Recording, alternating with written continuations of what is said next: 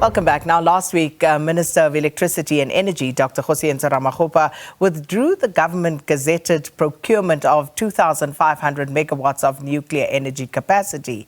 The minister said that the delay of the procurement was due to a need for public comment. Now, this also comes after the DA, together with non-governmental organisation Earthlife Africa and South African Faith Community and Environment Institute, interdicted the procedure, citing lack of transparency in the process. So to talk to us about what this means for the country's nuclear procurement plans, we're joined virtually now by energy expert Ruse Moleshe. Thanks so much for your time and welcome to Morning Live, Ruse. Thank you, Sakina, and good to be here. So let's start at the beginning with the minister and his announcement last week. So if we can just explain and break down what the determination of that procurement of 2,500 megawatts of new generation would have meant or will mean for the country. So the determination meant that all of the process that had to be in place, firstly to say in the integrated resource plan, which is the plan of how much supply and demand the country is estimating. So in that plan, we had nuclear as one of the electricity sources that we are going to procure. And post that, the minister then makes that determination. NERSA must then concur with the minister and say, I agree. And NERSA does that through consultation with everybody and comes up with a decision. So in this case, NERSA did do that. They concurred. However, they had some suspensive conditions that had to be met prior to the full concurrence being applicable. And those suspensive conditions then had to be met.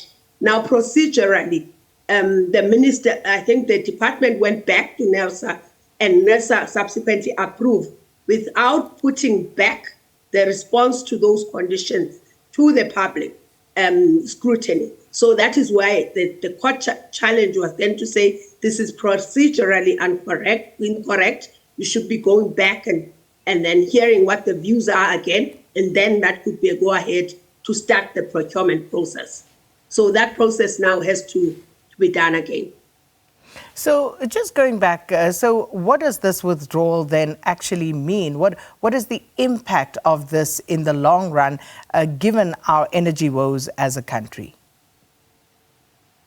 So the impact, it just means that then it will take longer for the process to start.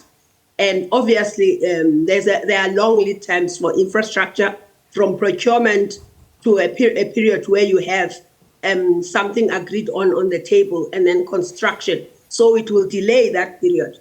Firstly, one of the conditions that NERSA had put through was that there must be a demand focused, that is post-2030.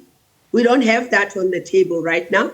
It's part of the consultation process for the Integrated Resource Plan 2023.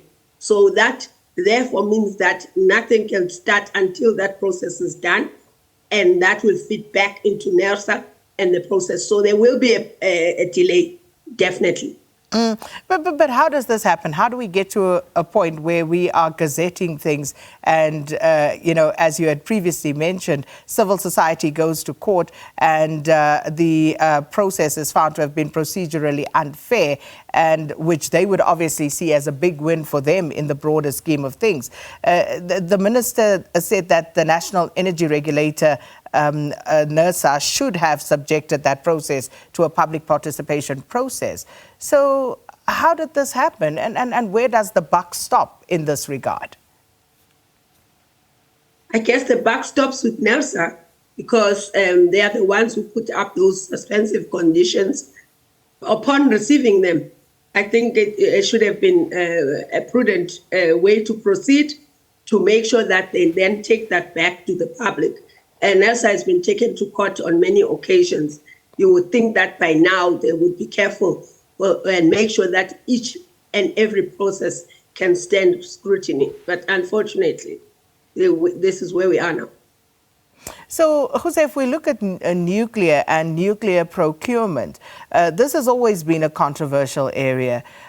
So, in terms of where we find ourselves as a nation right now, how is this likely to address the country's needs compared to, for example, renewable energy sources? So the benefits of having nuclear in your energy mix is that you can address the environmental concerns because it also has zero CO2 emissions, similar to what renewable energy has. But the most important element of nuclear is the fact that you can have security of supply. That therefore means that you don't have the intermittency that you typically find with renewable energy.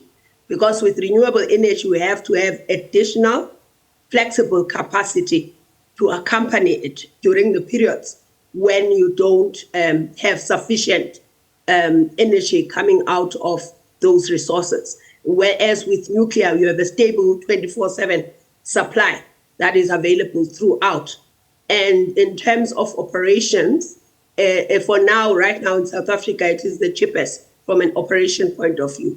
There are, however, initial costs are relatively higher because a lot of capital is required. How much higher, Jose? How much are we talking about? Because some years back, when we were talking about the possibility of nuclear energy, I think it was towards the end of the former President Jacob Zuma's tenure, cost was a huge factor. So what are we looking at in terms of cost? And, you say it's relatively cheaper to operate post that initial cost injection. So just give us a sense of what we're talking about. Well, that's a very difficult question. First and foremost, one of the other suspensive conditions I mentioned earlier on regarding NERSA was that NERSA had said that the procurement is happening at the time when there's technological development. And now you are having small modular reactors in the process. So to have a figure for that would be very difficult. But what we do know is that obviously the initial, I'm not saying relative to anything because I haven't seen a cost-benefit analysis study, but we know that with infrastructure, including renewable energy, the initial cost in the beginning is relatively higher. But I wouldn't be able to give you a figure, to be honest with you. Perhaps to put it differently, can Eskom and can government and the South African fiscus afford it? They are going to go out in the market. And one of the conditions, again, that NERSA had indicated is that they should do it in a, EPC contractors, engineering, procurement, construction, a wrapped contract that will give you a specific price with the predetermined budget, predetermined timelines. That normally gives you an indication of where you will land and you will be able to compare. So I think at that time we'll be able to figure out what is coming out of the market. Jose, President Ramaphosa also signed into law the Electricity Regulation Amendment Act last week. Now, again, how does this respond to the country's current energy needs? Well, that process really is a long-term process that starts with a transition of 5 years, where the aim, you have, for instance, Eskom, which is what was a vertically integrated utility. That just means it was involved in the generation of electricity, in the transmission of that electricity, and also a little bit in the distribution together with municipalities. Now you're opening up the wholesale market, which is where you generate electricity and have different role players coming into the market. But remember how much Eskom capacity is right now. So even if you were to do that tomorrow, like signing the law tomorrow, there will be a long transitional period because the dominant generators or the new generators will have to come in gradually. There will be a requirement for additional infrastructure in terms of transmission infrastructure. That is, right now we require that to be able to add on the renewable energy projects, and we have constraints in that regard. So it's going to take a long time for that to pan out, where we have role players that are playing at the same time, same level, and there's real competition. It will take a long time. So that competition, how is that likely to impact on Eskom's viability in the long run? Well, it's supposed to, that's the idea, it's supposed to reduce the dominance of Eskom. Some people say that's a good thing, some people say not. There's no guarantee, first and foremost, that just because you open up the market, then you will have a fair, clear competition. At the same time, there are success factors from countries that have actually opened up their markets and reformed them. There are also countries that have remained on a similar footing with Eskom, like your Electricité de France. Some utilities in the US have remained vertically integrated utilities.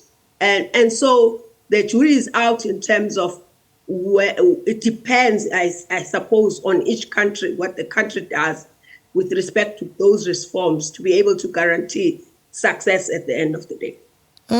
So you look at the act that was signed by the president, and it speaks of the transmission system operator limited, which must be established as an independent entity within 5 years. Now, you look at that, you look at the National Transmission Company, and this independence, you know, explain that. To what degree, to what degree do they enjoy autonomy from the bigger Eskom brand? Well, they remain a subsidiary of Eskom, mainly because, I mean, some of those assets are assets that belong to Eskom. So for financiers, which Eskom owed a lot of money to completely move it out was not yet feasible. Where the independence comes in is through the board, which makes its own decisions, and they've been ring-fenced in terms of the staff moving out of Eskom completely and having a separate subsidiary reporting to the board. I suppose the board is the one that provides that independent view. They don't report to Eskom.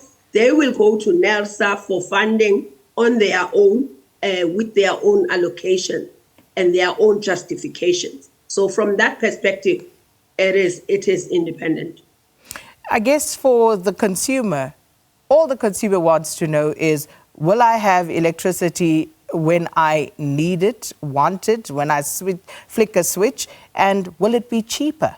Because, we talk a lot about what needs to happen, what's going to be procured, all those processes. But ultimately, what does this mean for the consumer? Well, the countries that have enjoyed relatively cheaper electricity have had different characteristics than we do, like Norway, having access to huge hydropower resources, and having access to different players in the market that is integrated in Europe. And so the jury is out really in terms of whether you would guarantee lower prices. It's not always been the case. The example of Kenya, which demonstrated recently with a review of the prices and what is happening there, their prices are relatively high. And the utility that is now Kgosientsho, which was the former Eskom, has indicated that with respect to geothermal plants that they have, some of the private sector entities had bidded far higher than the previous, call it the previous Eskom, which is Kgosientsho. So there's not always a guarantee that when you go to the market that the prices will automatically go low. There have to be other conditions. They have to be other. It depends on the resources that the country has. It depends on how integrated it is with the region and how big that competition is. There are quite a lot of different variables that one can look at to be able to say with certainty that that would happen. I mean, in Europe, they had to do a review now after the war that happened in Ukraine and the relatively high increases coming from gas. They had to put in a cap to protect consumers. So they are still, the reforms keep on happening as experiences are coming through and different variables are coming through. There's no guarantee really.